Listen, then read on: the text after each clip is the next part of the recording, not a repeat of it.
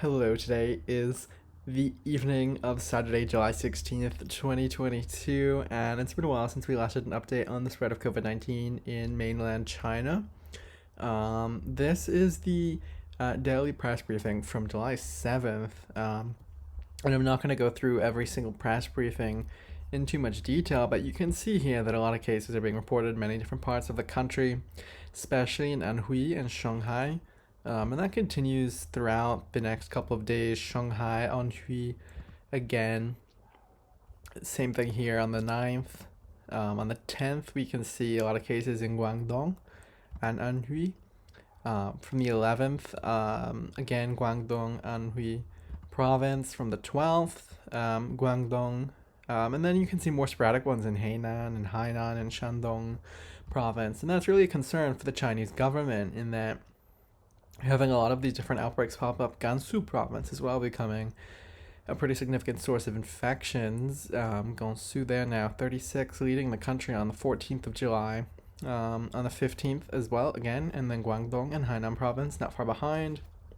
And then today, the 16th of July, Gansu, Anhui, Guangdong, again leading the pack, if you will, in terms of the number of symptomatic cases that are being reported. That doesn't include as well the asymptomatic ones, including 139 in Anhui province, 82 in Gansu, and so forth.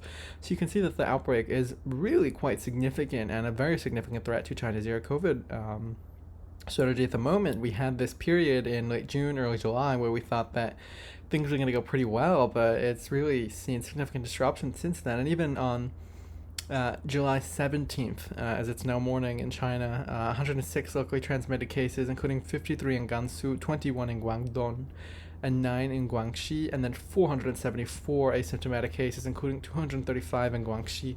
So Guangxi, Gansu, really seeing very significant outbreaks, and we can cover that more in detail at the moment.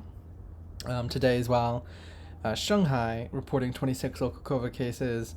That is a decent update since last time, and that the number of risky areas is falling, the number of local cases is falling, though it is a weekend.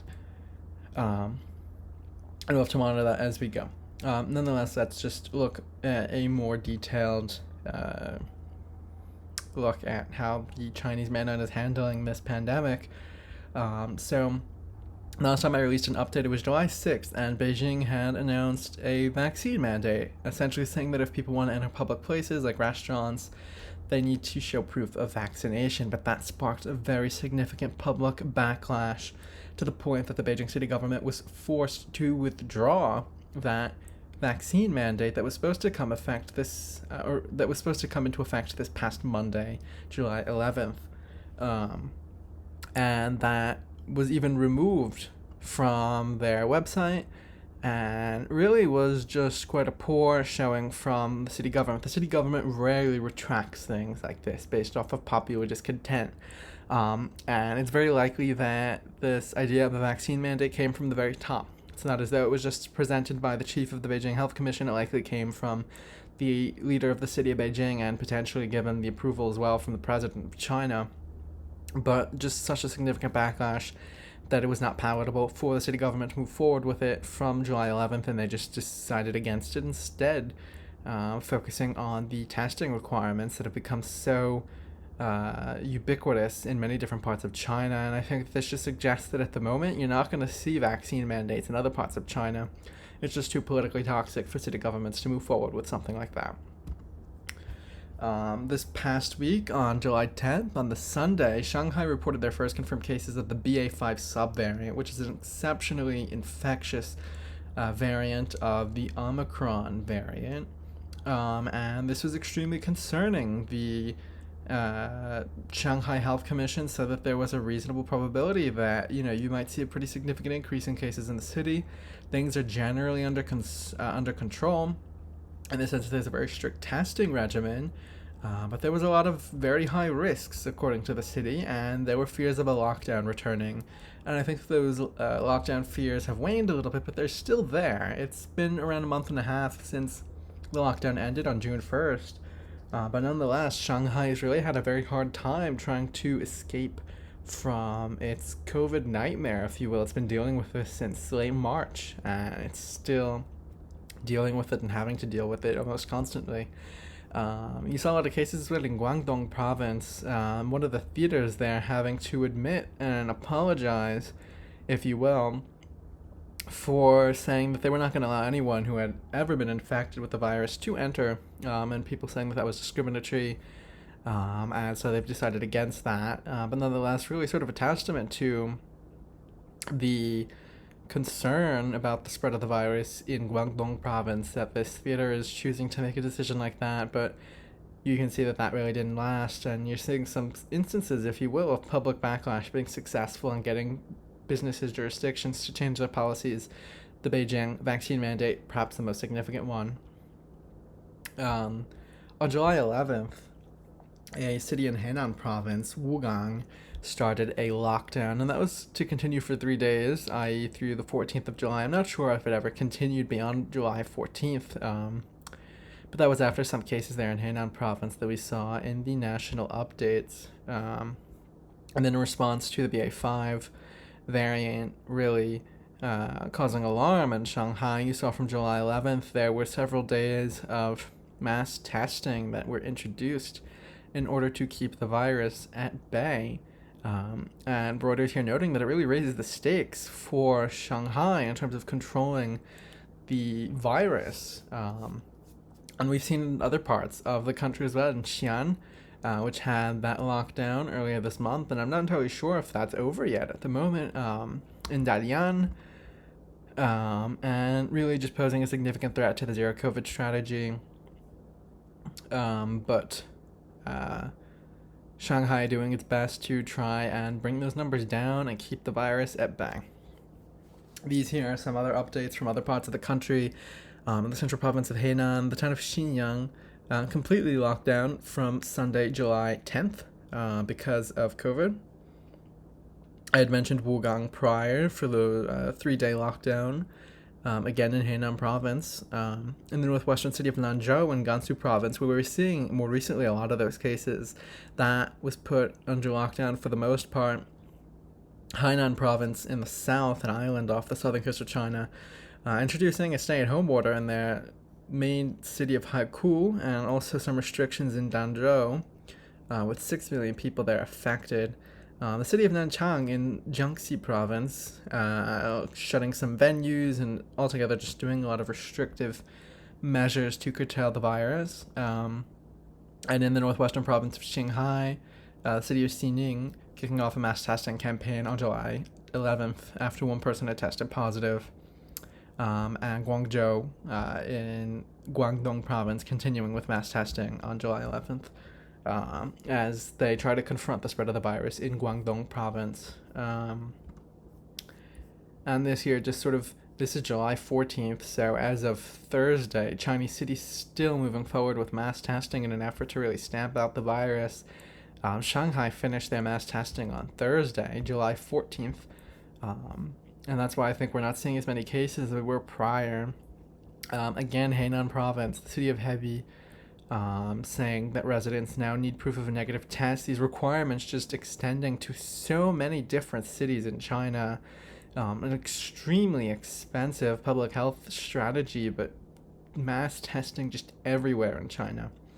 The city of Hangzhou in eastern China, requiring tests every 3 days now to access a lot of different things.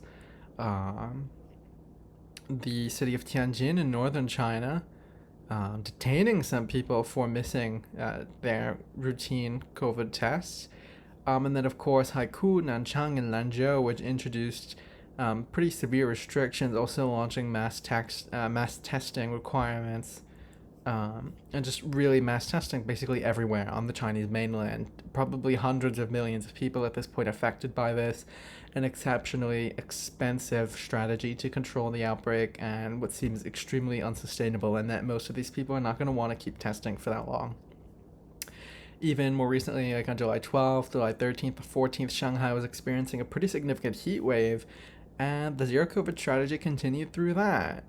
You had, as it notes here, health workers conducting outdoor coronavirus tests with packets of frozen snacks strapped to their suits. It was 104 degrees in some parts of the country. You saw the highest health alert ever issued for Shanghai because it was so hot there. But yet the zero COVID strategy is continuing despite that. People are still required to test and wear a mask while they're being tested. And these healthcare workers are wearing those very oppressive hazmat suits in spite of the very significant and burdensome temperatures.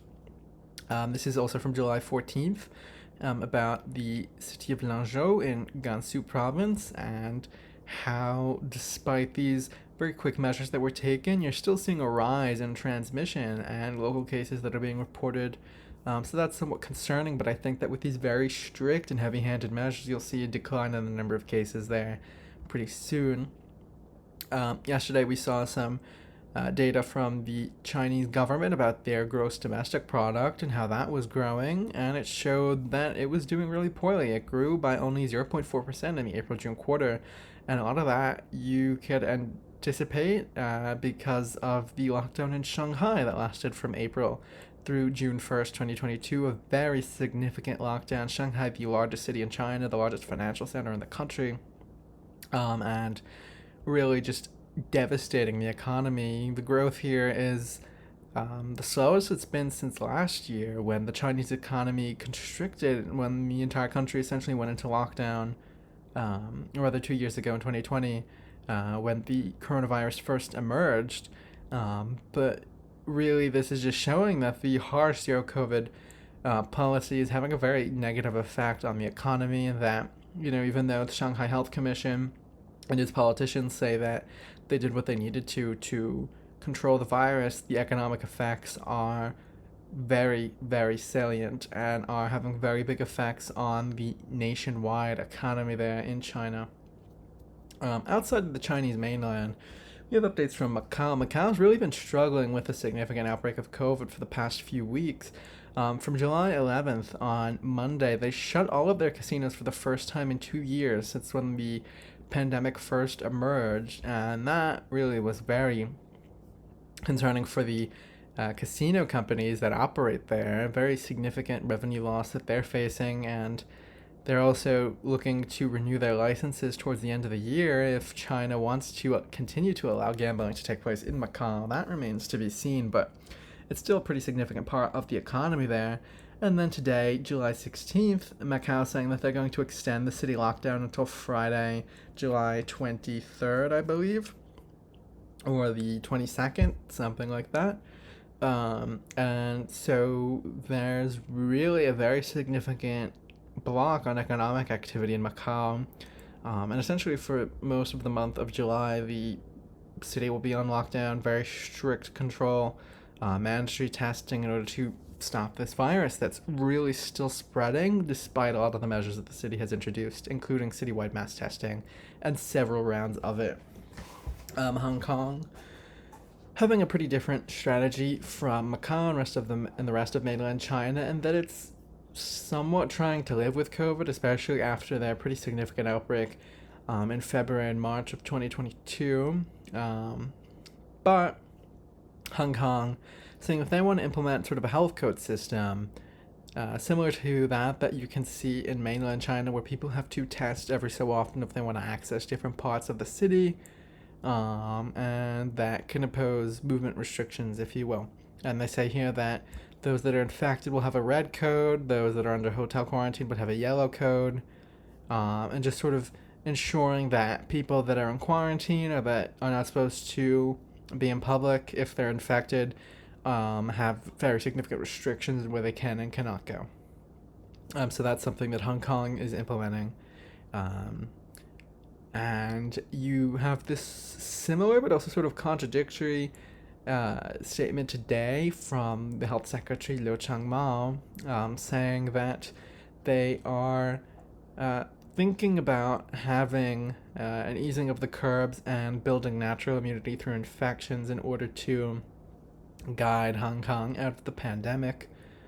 And not a lot of information here, but nonetheless, the idea being that Hong Kong, on one hand, is introducing that new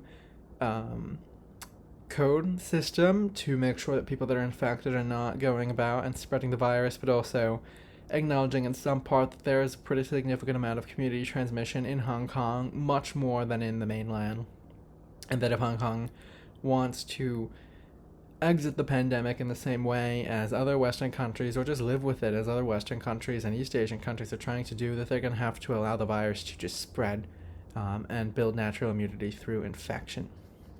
So that is the update on Saturday, July 16th from the Chinese mainland, Macau, and Hong Kong. The outbreak on the mainland becoming a bit more untenable. You're seeing a lot of different clusters in many different parts of the country, and a very heavy-handed response that's negatively affecting the economy and that's still unable to bring the outbreak under control. So we're going to have to continue to monitor this as we go forward. We expect zero COVID strategy to continue for several months to come until Xi Jinping gets elected to another term at the next party Congress. But for now, this is a very significant obstacle for China. It's a very significant economic obstacle for China. It's not clear how much longer people are going to want to live with the zero COVID strategy, even if the government wants to continue with it. And it would be quite disastrous to see what would happen in China if the zero COVID strategy ends and you see significant infection of the population, and especially for the elderly with very limited vaccination rates there. So we'll have to continue to monitor this as we go, but that's the update today on July 16th. Thank you for watching.